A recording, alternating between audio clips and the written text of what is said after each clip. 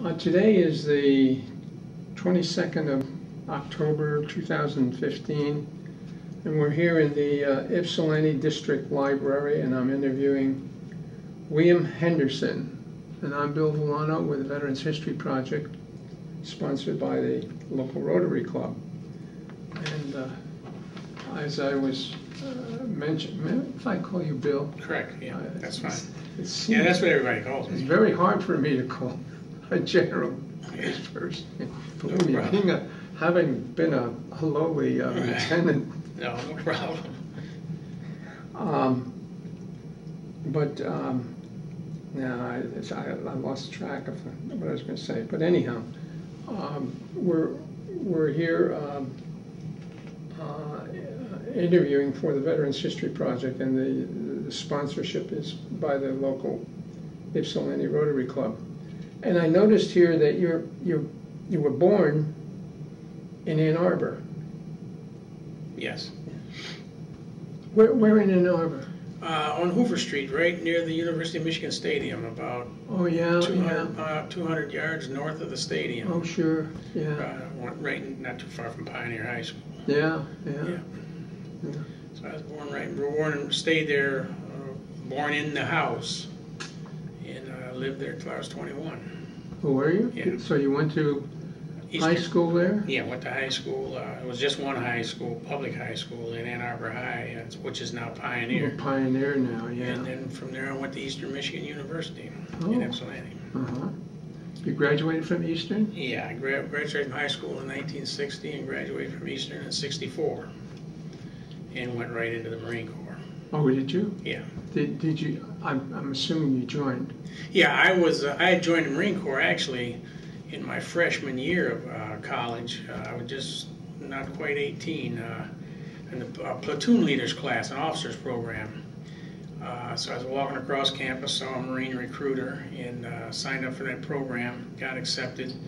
And what that program was, you went to Quantico to boot camp for 6 weeks between your freshman and sophomore year. And then you went back again for 6 weeks between your junior and senior year. For 6 weeks? 6 weeks each time. And then so a total of 12 weeks of boot camp. And then when you graduated, you were commissioned a second lieutenant in the Marine Corps, and you went right on active duty. So I did that program, and graduated in '64, and went in the Marine Corps in '64, and stayed a total of 10 years, almost to the day, active duty in the Marine Corps. That was in the height of Vietnam War. Yeah, well, I went to the Marine Corps in September '64, and the war really didn't start out until about March of '65 is when they sent the first Marines in.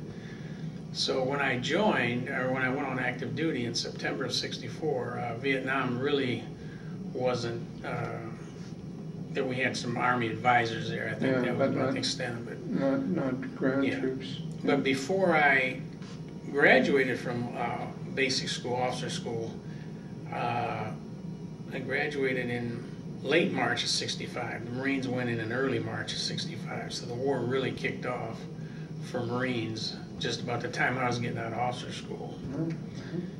So that was something that when I went in, that wasn't even on the radar really. But things changed real quick. Did you? I want to say this, but there seems to have been a lot of animosity at that time, especially in universities, regarding Vietnam. Or maybe it was a little later than that. A little bit later. Was it later than that? Just a couple of years, not much later.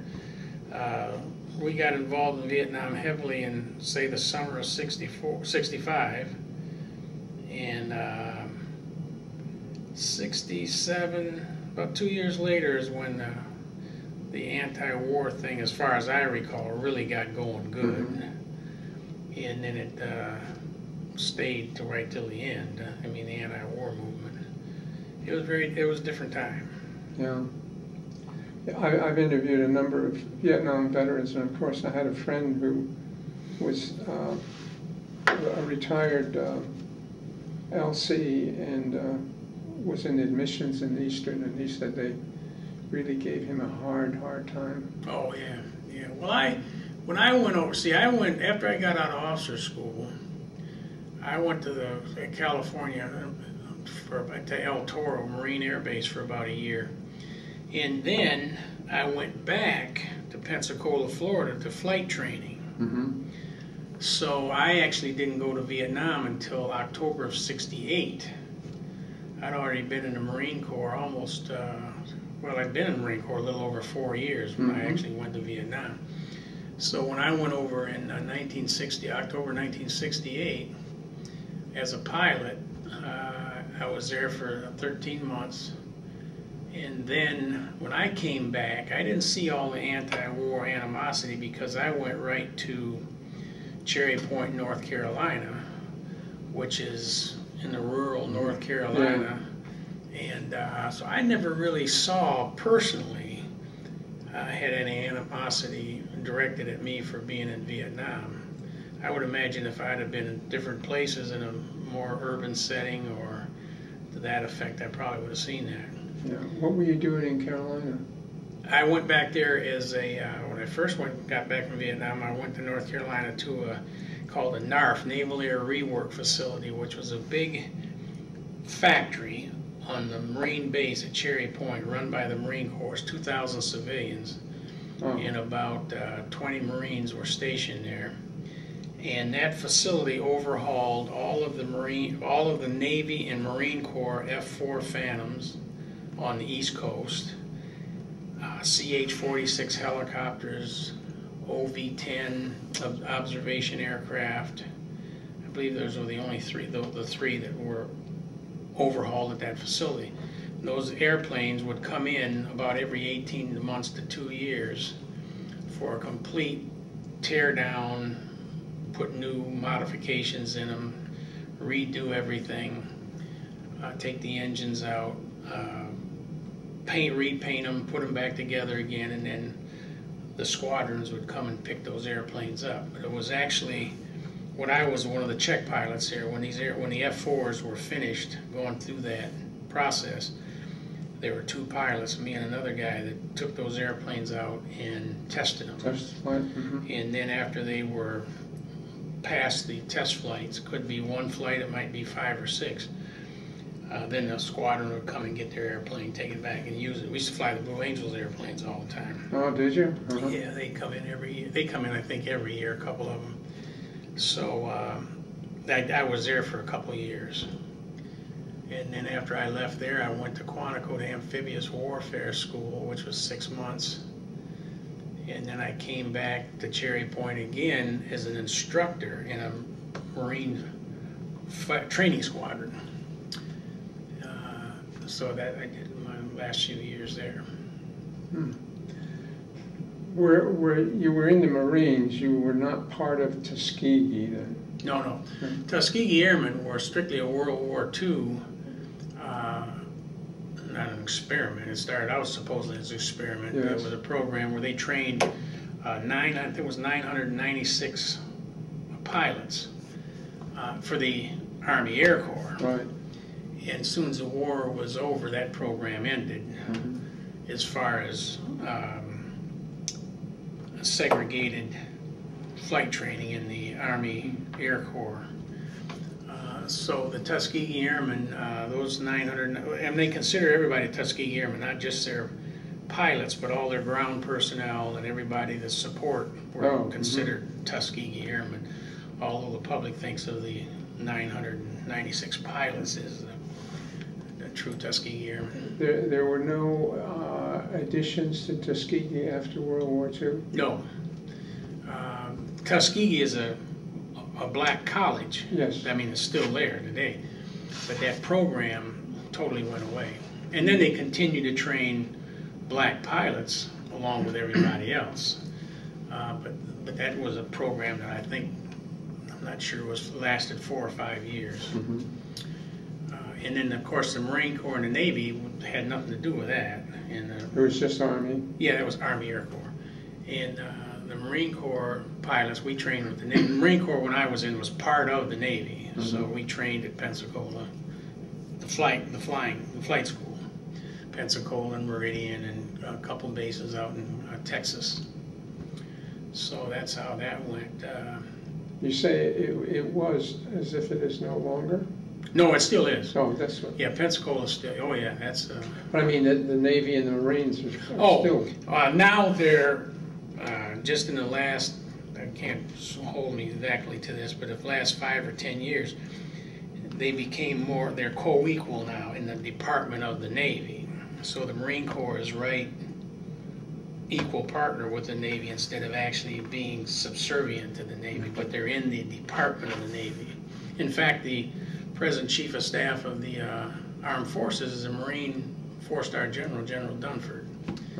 I think there's only been one other Marine was the Chief of Staff, and that was General Peter Pace about 10 years ago. So the Marine Corps has gained in stature in that respect. But yeah, but all this, even today, all the Marine aircraft are bought through the Department of the Navy and in conjunction with the Navy. You say when you were down in, is this Cherry Point? Cherry Point, North Carolina. Cherry Point. You were rehabbing. I was involved in that factory that they rehabbed. Were rehabbing. Yeah. You know, I was one of the test pilots for those airplanes. I was just reading something that kind of struck me. This Michael Lawson was saying in one of his books there that there was somebody, a CEO from Boeing, became the CEO of Ford.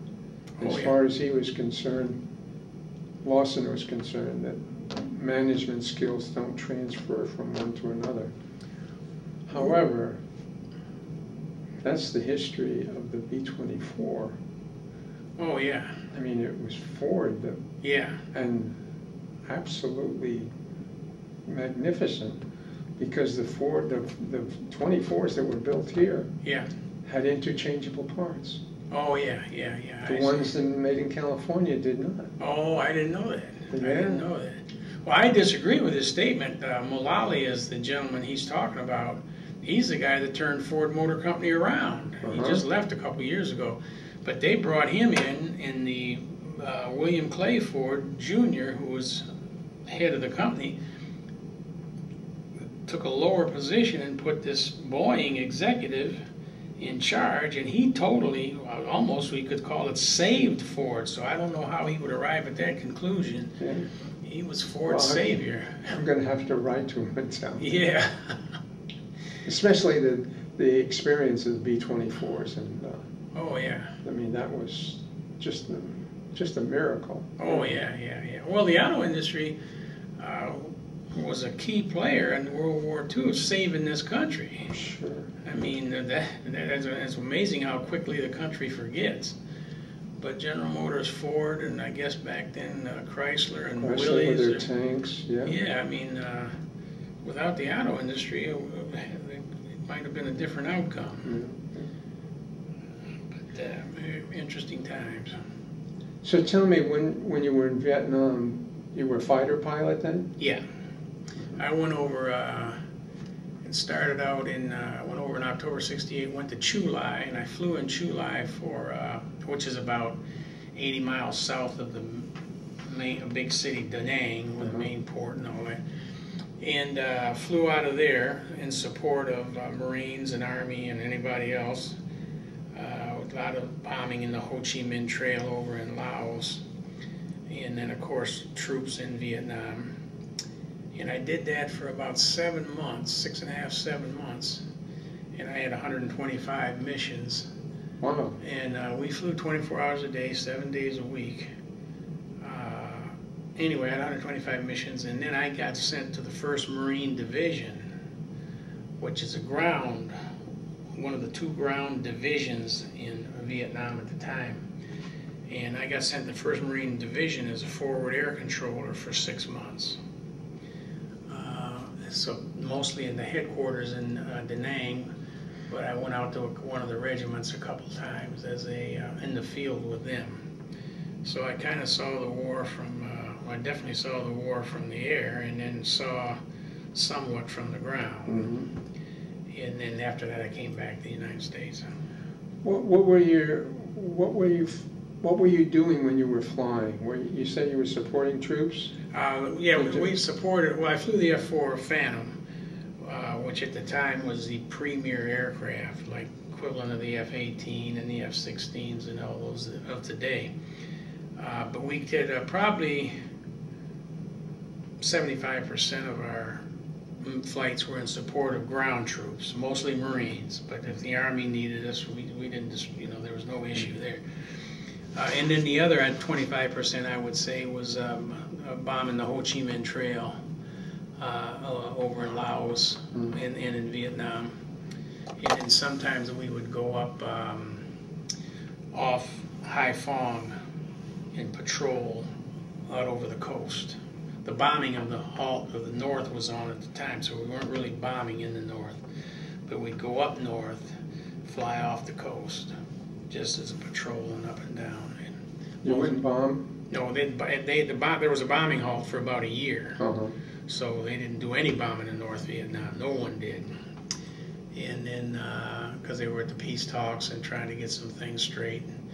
And then after that bombing halt really didn't work that well, eventually they went back to bombing it again, but I was back in the States at that point.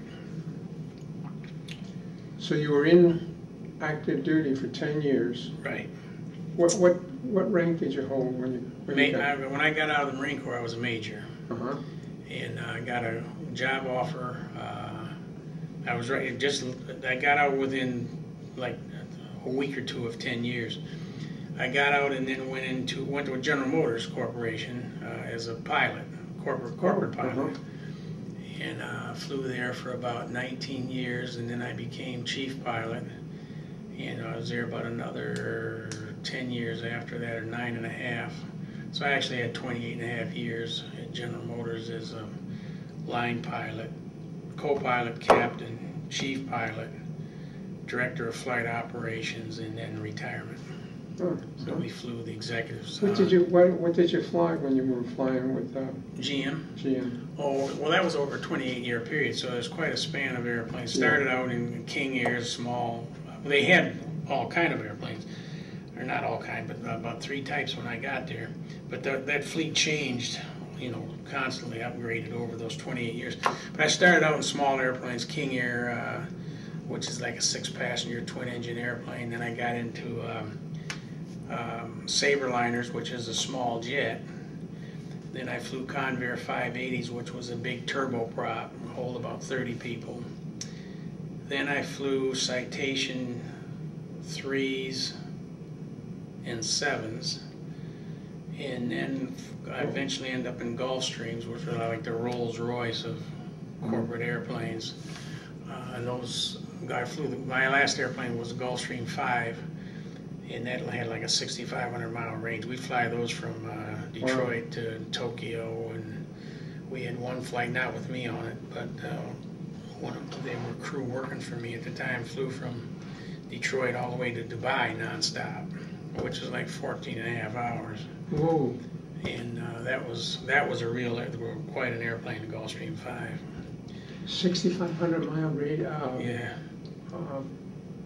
Range.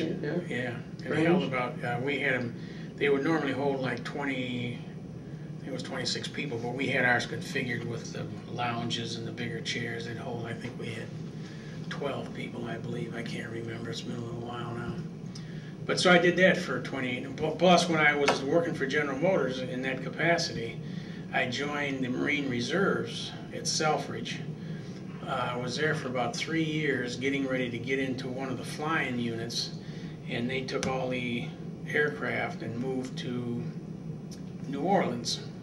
So they took all the Marine Reserve airplanes out of Selfridge, so I went over and joined the Michigan Air National Guard, which is the Air Force, component of the Air Force. And there I flew F-100s for 2 years, and then A-7s for 11 years.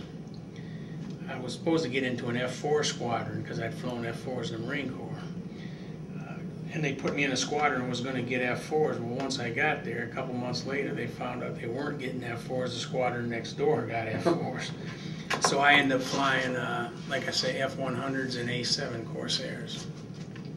Isn't the issue now about the A-10s? Yeah. You're trying to make sure that they stay there or not? Well, yeah, it's going on right now. The A-10s here in Michigan started out up in Battle Creek, and we had an A-10 squadron. After I left Selfridge, after flying the F-100 and A-7, I went to headquarters in Lansing, and we had a squadron of A-10s at Battle Creek, 2 F-16 squadrons at Selfridge. Well, over the time, these things, certain airplanes went away and things moved.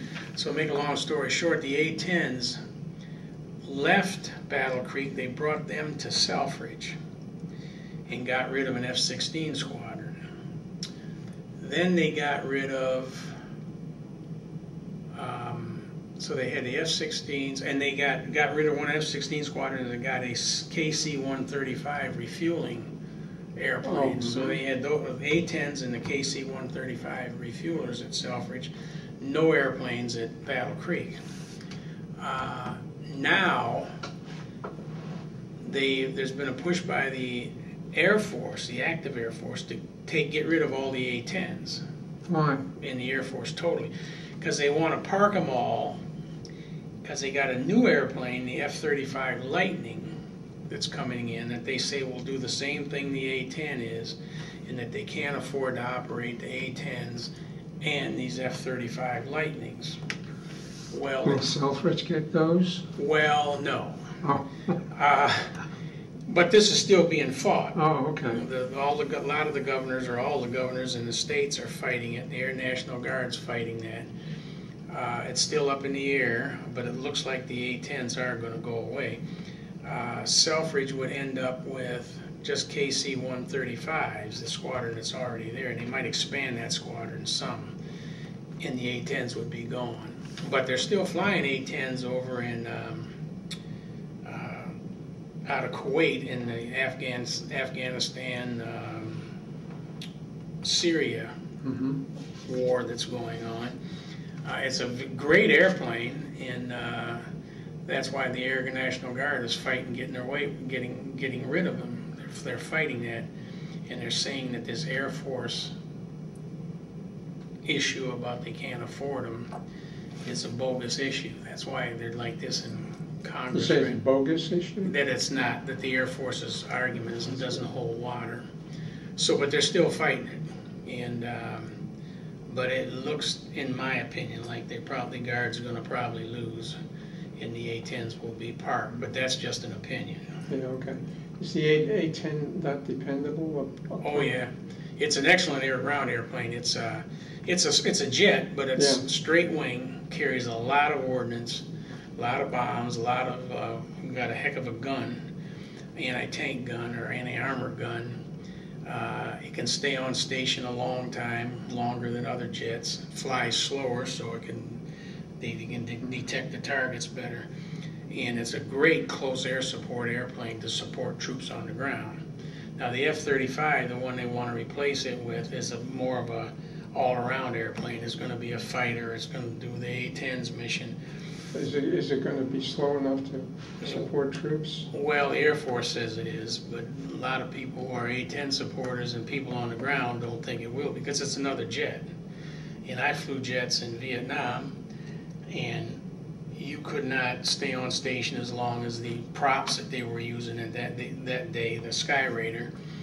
They could stay on station for a lot longer, carry a lot more ordnance, fly slower so they could, when they needed to, detect the targets better.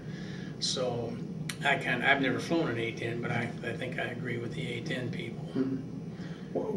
Getting back to Vietnam, besides supporting ground troops and bombing, were there any hostile Air Force?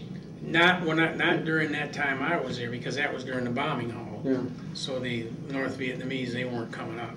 They just there was no engagements for about a year and a half, something like that. Had they after? Oh yeah, after that, after the bombing halts, before the bombing halt and after the bombing halt, it went right back to what it was. A lot of air-to-air and. A lot of air-to-air? Yeah, quite a bit. Yep. Did our guys come out? Pretty good. Initially, you know, in the Korean War, I can't remember. I'll quote a number. The kill ratio might have been like 10 to 1. Now, though, I'm not saying that's the number, but it was some pretty big number like that. And then during Vietnam, the beginning, it was almost, it was maybe like 2 to 1, and then it got down to like 1 to 1.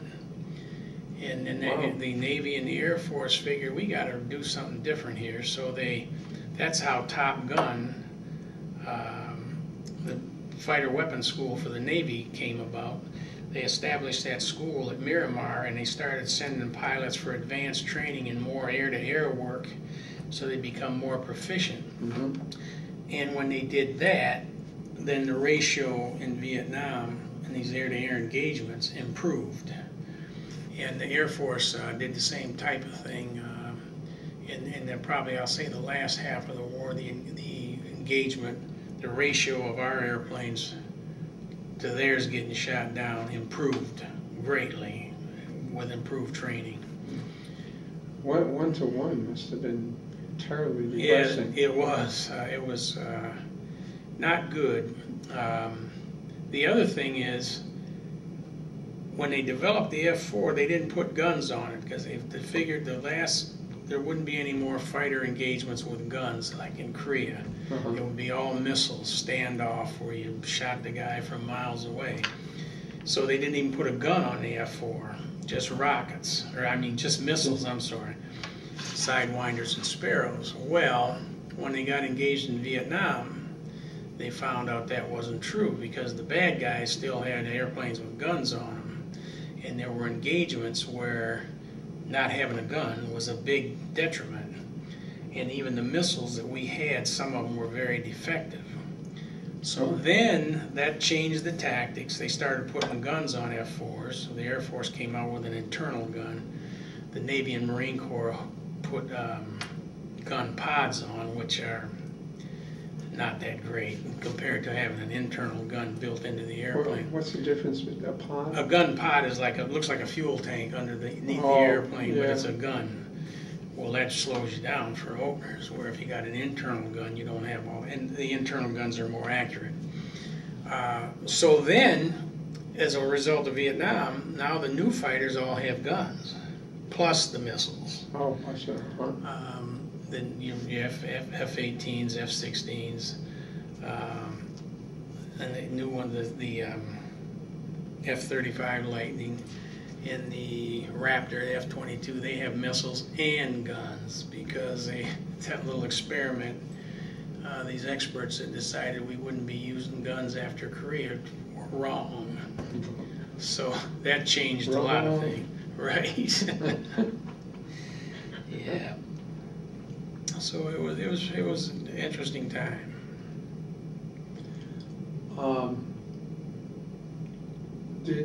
Were there any people in your squadron that were shot down?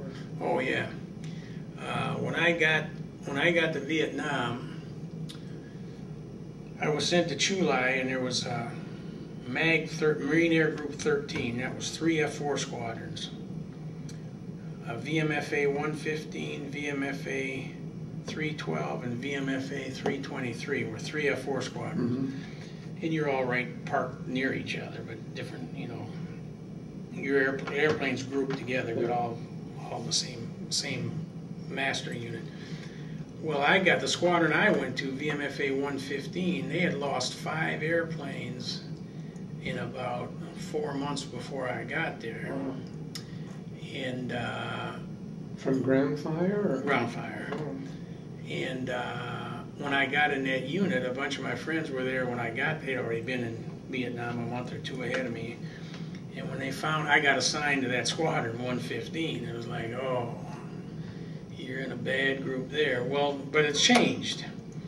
After I got there, flew there for, like I say, 6.5, 7 months. We lost, and at my squadron, we lost, I believe, 2 airplanes got shot down instead of that 5 in 3 or 4 months, whatever it was. Now, the squadrons next door to us, 314, I remember, lost one. 323, I can't remember, it's been so long. But my squadron, we lost two in the 5 months I was there. But it was always from ground fire. Most of the time the crews got out, not always. It's hard to understand how the ground fire could take down a jet. Oh, very easy. All the way from 50 caliber machine gun fire, you hit it in the right spot, fuel tanks or hydraulic pumps or things like that. That'll bring you down. And then you got bigger, that's just with 50 caliber machine guns. Then you got anti-aircraft fire. Oh yeah. And okay. that's the bigger stuff. That'll bring that down. We had one guy, not in my squadron, one of those other two squadrons. He landed, there was a 50 caliber machine gun bullet in his seat, right behind him. Just missed him. Guy named Doug Light, I'll never forget that. For some reason I remember his name.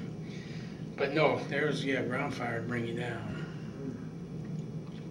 Well, I can understand anti-aircraft, but it just seemed to me a little difficult to understand how ground fire could take down a jet, unless they were so low. Oh yeah, well yeah, you did a lot when you were doing close air support. You're down around 50, 100 feet. Oh my! You know, or 200 feet sometime. But you're down there when you're doing close air support. But when we would go over to Laos at night, on the Ho Chi Minh Trail at night, the guns would fire up to about, as I recall, 7,500, 8,000 feet. So you'd start your dive up around 18,000, 16,000 and release so that you pulled out just maybe in the top of that range. Try to pull out before you got down in their range. But most of the time you would still be in their range, but they couldn't see at night because you had your lights up. They'd shoot at the sound. And sometimes you'd lose an airplane over there at night and get hit. So it was an interesting time. Yeah. And like I say, we flew 24 hours a day. You might take off at 1 or 2 in the morning, just 24 hours a day. And you normally flew once a day, sometime maybe twice.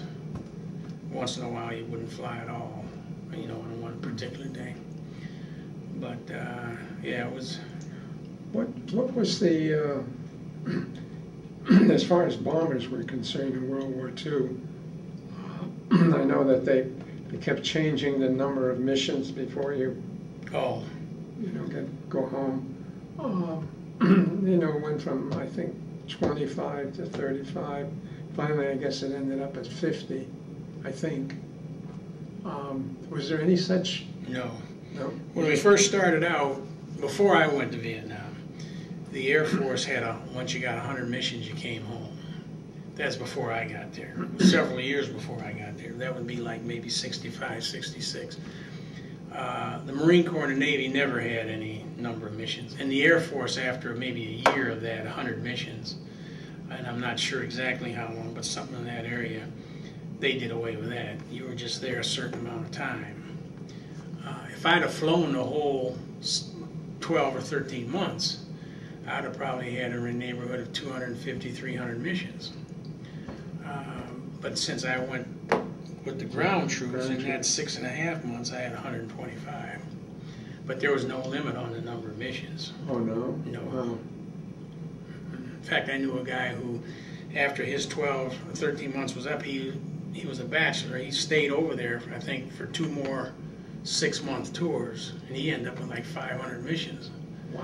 When he came back, 525 or something. He was over there for like 2.5 years. So he had like 500 some missions. Amazing. Oh yeah, yeah. Yep. When did you get your star? I got my first star in 1993 in the Michigan Air, in the Guard, and that's the same. I got promoted to chief pilot at General Motors in December of '93, and I picked up my first star in January of '94, within a month. So I got my first star in either December '93, January '94, and then in '96 I got my second star, and then I retired in '97.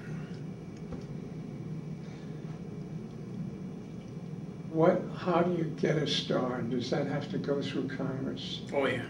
Well, first of all, you know, you have mentors. Yes. You know, there's a lot of reasons. I was very blessed. I had a lot of luck. I think the Lord was looking out for me in many ways. I had good mentors that helped me along with my career. I had people, when I was in charge of people that worked for me, that were good people that helped my career. And then just plain luck. And then when you're put in for it at the state level, it goes before an Air Force board first. Mm-hmm. And if they look at your records and say, yeah, we should be a general, then it goes to Congress. Congress looks at it, yeah, and then you're promoted to general. And it's that same for second star, third star, and fourth star. But the highest you could go in the National Guard then was 2 stars. Oh, is it? It still is, except for the commander of the National Guard, the nationwide. Oh. He's a 3-star general. And then that's of the Air Force National Guard and the Army National Guard. Those are both 3-star ranks. Then the guy that's in charge of both of those, the Army and the Air Force, is now a 4-star. Oh. That's all just happened in the last 6, 8, 10 years. So the Guard now is the equivalent of the active duty. Mm-hmm. Is there no Marine? There's Marine Reserves. That's what I meant. Yeah, yeah, Marine Reserves, and I think the highest they go there is 2-star. Mm-hmm. Because they're a lot smaller, and they only have very few Marine Reserve generals because it's a very, very small outfit. Mm-hmm. So that's that set up. So you say you were lucky. I'm not sure luck is always the right word. Yeah.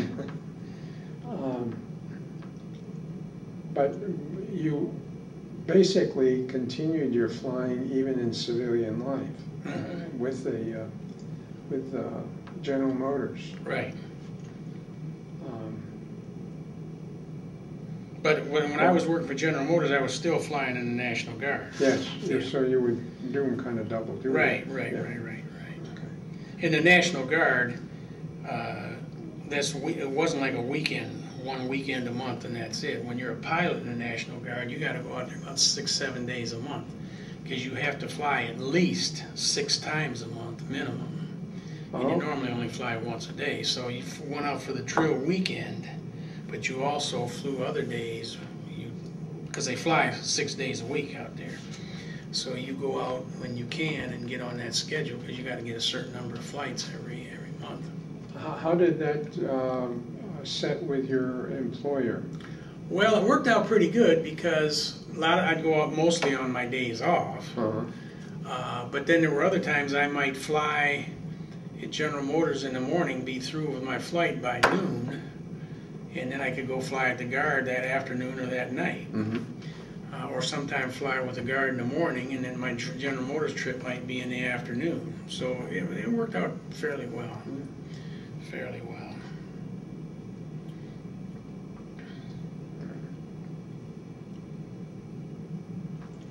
What do you do besides flying?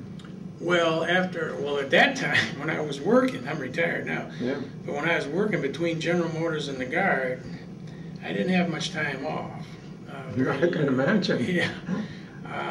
But then after I retired, I do volunteer work at the VA hospital one morning a month. And one morning a week. I used to do 2 mornings a week, but it's down to 1 morning a week at the VA.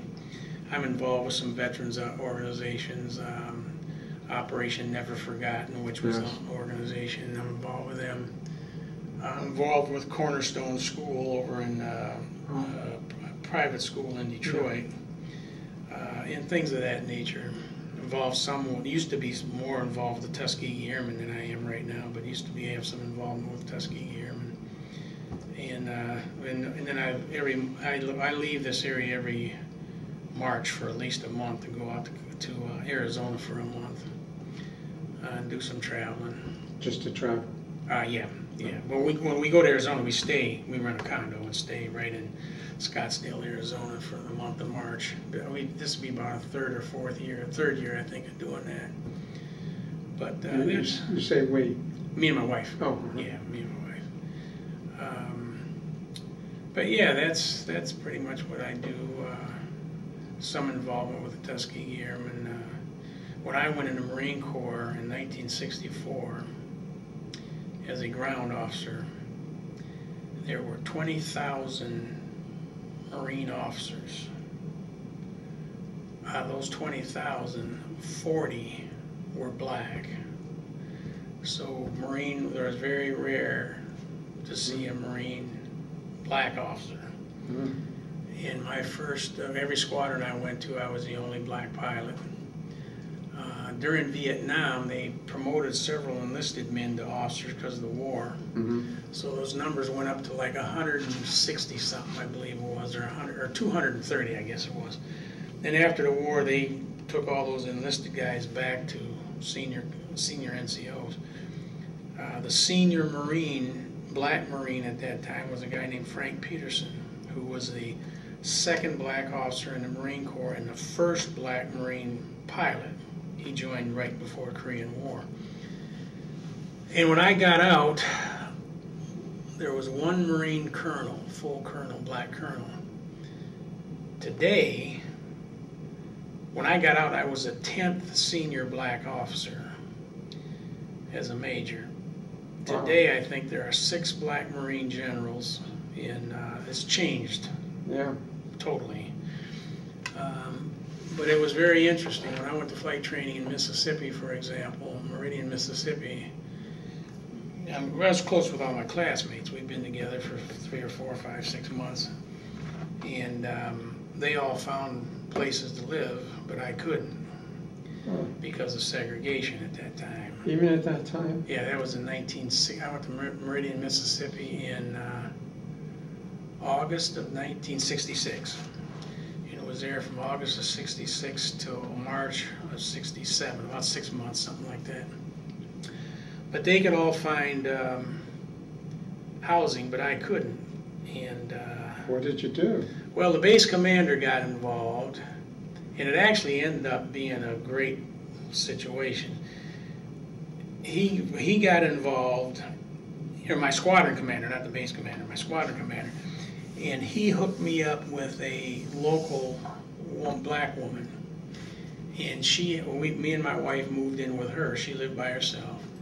The lady's name was Mrs. Parks, real nice home. She was like a mother to us. So we lived with her for those 6 months, and we maintained a relationship with her for years afterward. It really turned out well.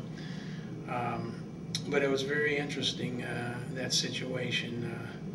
I remember those 2 civil rights workers got killed, or 3 got killed in Philadelphia, Mississippi in 1962.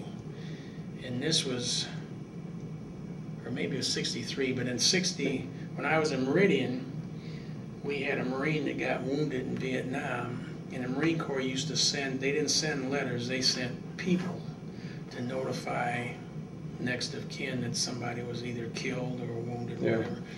So the base commander or the squadron commander called me in one day and he said, I want you to wear your uniform tomorrow instead of a flight suit. We're going to give you a driver and a car. We want you to go to Philadelphia, Mississippi, and let this woman know her grandson got shot in Vietnam. He's okay, but he got wounded in Vietnam. And I said, Philadelphia, that's where they killed those 3 civil rights workers like 3 years earlier than that, I guess it was. But what was amazing, we went over there and we're driving down the highway and we get close to Philadelphia, and the first thing I see is a big billboard with a Ku Klux Klansman on the billboard on a white horse. The horse is rearing up and flowing white robes. You're in Klan country. So We continue down the road, and about another couple miles down the road, right across, it's 2-lane highway, right across the whole highway, big letters, K, K, K. Oh my. So, but this is going to be interesting. So we get into Philadelphia, it was during the week, and it's typical, look like one of those little southern towns with the square and the Confederate soldier on a horse in the middle of the square, and kind of a parker, real quiet, nothing going on. So we drive into town, and there's 5 or 6 old guys sitting there on the park bench. And they see, we're the only car coming, they see this government car coming through, and they're looking, and we drive on through and go, we're going to find this address. Well, we couldn't find it. The streets weren't marked or nothing else. So this woman lived out in the country somewhere. So I said, we got to go back and ask these guys where this street is. So the driver was a white guy, and we were both in uniform. So I said, leave the car running and don't close the door. So I got out, and these guys are get out, and I'm looking at them. I said, can you tell me where so-and-so road is? Oh, yeah, son, they're just as friendly as good. Who are you going to see? I said, well, I got to see Mrs. So-and-so. I can't remember her name. Oh, yeah, that's so-and-so, Johnny May or something. Yeah, she's out. What you want to do is you got to go out there, and you got to... And just as friendly as could be, we got back in the car, and we went and did it and got the heck out of there. As fast as you could. Yeah, it was interesting. But There weren't any people on white horses or roads. Right. It was interesting time. So you were married when you went to Korea? Vietnam. Oh, Vietnam, I'm sorry. Yeah. I got married... I'd been in the Marine Corps about 2 years when I got married. I got married in '66 and went to Vietnam in '68. Yeah, so I'd been married about 2 years and 2.5 years when I went to Vietnam. But, so my wife was with me all through flight school and all that. And then when I came back, she went with me to all the other places. She available now? Her and I are divorced. Oh, is that right, okay. Right. Yeah, she lives locally. Still lives here. I have 2 children by her. I'm sorry? I have 2 children by her. They both live here. Do they both of them live here? Yeah, both in Ann Arbor. Yeah. My son, like I say, he's a pharmacist here. He graduated from Michigan Pharmacy School 3 years ago, and he works for Rite Aid. And my daughter is a housewife over in Ann Arbor. Works a little part-time for the public school system. And my ex-wife is in Ann Arbor. So everybody's still in the area. Can I invite your 2 kids? Or to the for the 9th? Yeah, I was going to say if my son could make it if he's not working. I'll call them today and see if they want to do that. And your daughter? Yeah. Well, that'd be great. Yeah, I'll see if I can do that, or see if they can do that. Yeah. But how long were you married before you got divorced? That's about, about 16 years. We were separated separated when I went to Vietnam for a year. And then we were separated after I came back a couple years later for about 2 years, legally separated. But so total marriage time, I think, was about 16 years. And a lot of it was the stress of the military, but a lot of it was other issues too. But it's one of those things. Yeah, I would imagine that sure there were a lot of other stresses, but I would imagine that up there, one of the more stressful things was the military. You mean flying? Well, being in the military. Oh, yeah. It was, it was, I tell people, I'm involved with some committees, and people want me to do this and do that and be in charge of this. When you make general, people, you're almost obligated for the rest of your life for certain things. Right. But I tell people, ever since I was 21, or I went to Marine Corps on active duty when I was 21 as a second lieutenant, I've always been in charge of something. Always. Some project or a couple people, and the higher up you went, the more people and projects you're in charge of. So from the time I was 21, I've always been in charge of something. And I tell people now, I'm willing to work on projects with people, but I don't want to be in charge of anything anymore. I did that for about 40 years, being in charge of this committee or being in charge of that committee. And I just don't want to do that. I'll help you on a committee. I'll be a worker. Yeah. But I'm not going to be in charge anymore. Let somebody else be in charge. I don't need that stress in my life anymore, because I was involved with Tuskegee Airmen for years, and 3 or 4 years I was the head of a committee. They put on a dinner every year, and it was all volunteers, good people. But it was stressful, trying to get people to do what needed to be done, and got to meet certain commitments financially wise, as raise a certain amount of money. And I just don't want to do that anymore. I'll work on a committee. Yeah. I'll be one of your workers, but I'm not going to be in charge of anything anymore if I can help it. Yeah, right. Yeah, I Just don't don't blame you want- on that. Yeah. Just don't want to do it anymore. Well, is there anything else that you want to tell me? Anything else I should ask you? Well, no, I would just say that it was, I have people come up to you now, especially after Vietnam. Wasn't much said, but now everybody wants to tell, well, thank you for your service. And Yes. you didn't hear that then, and that's great. I appreciate when people say that. But I would normally come back, well, yeah, well, I appreciate it, but it was an honor to be able to serve also. And I have been extremely, extremely blessed in that I did all those things, which a lot of other people did too, but never got hurt. Yeah. Never, don't have any, so far don't have any big health issues. My family's been healthy. I've never been unemployed till I retired, when I voluntarily retired.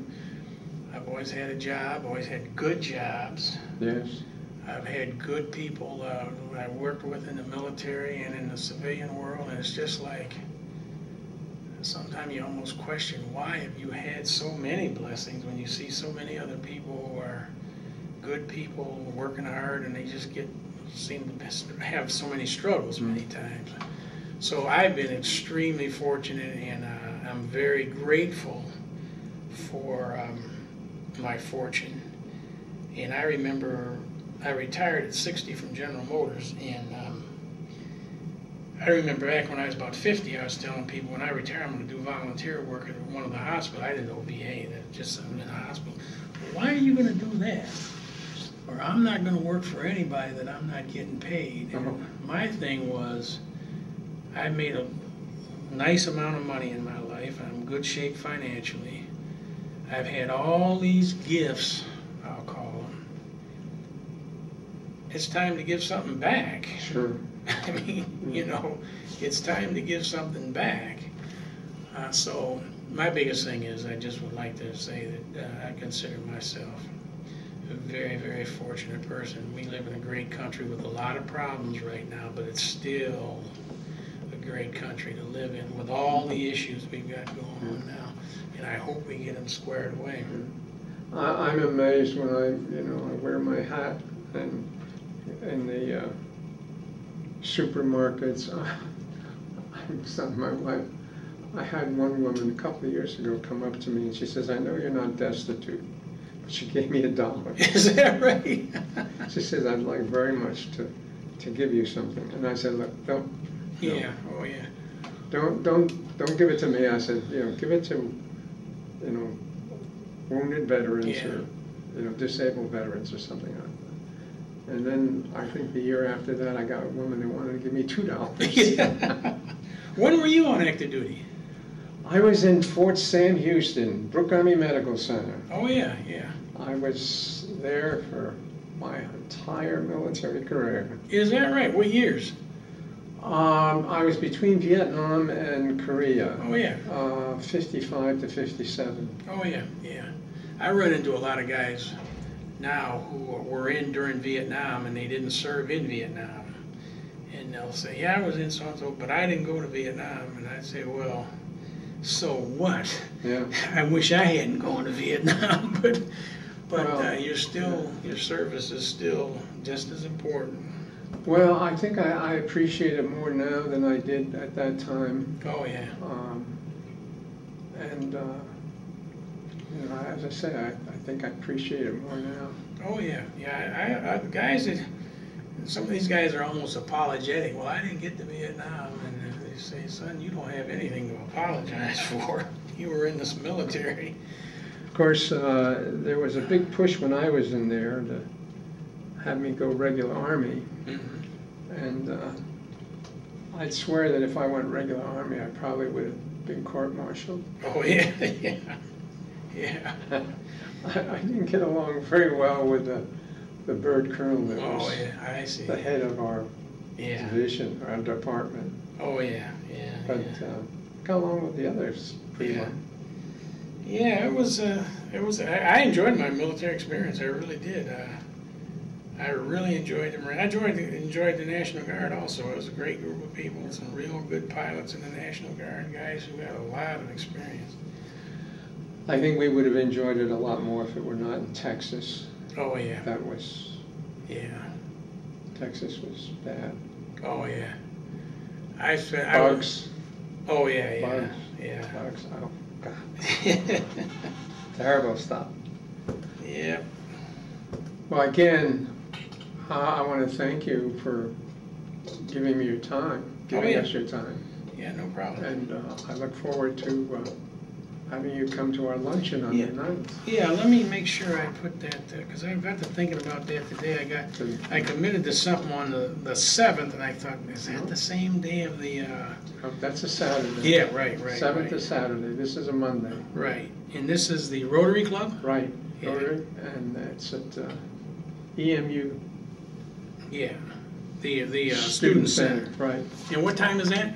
Noon. Noon. Yeah, and I'll see if about my son and daughter. Okay. If they can, tell them to come along. Yeah, okay. Thank you. Okay, thank you very much. No, I appreciate it. I appreciate the opportunity. Brings back a lot of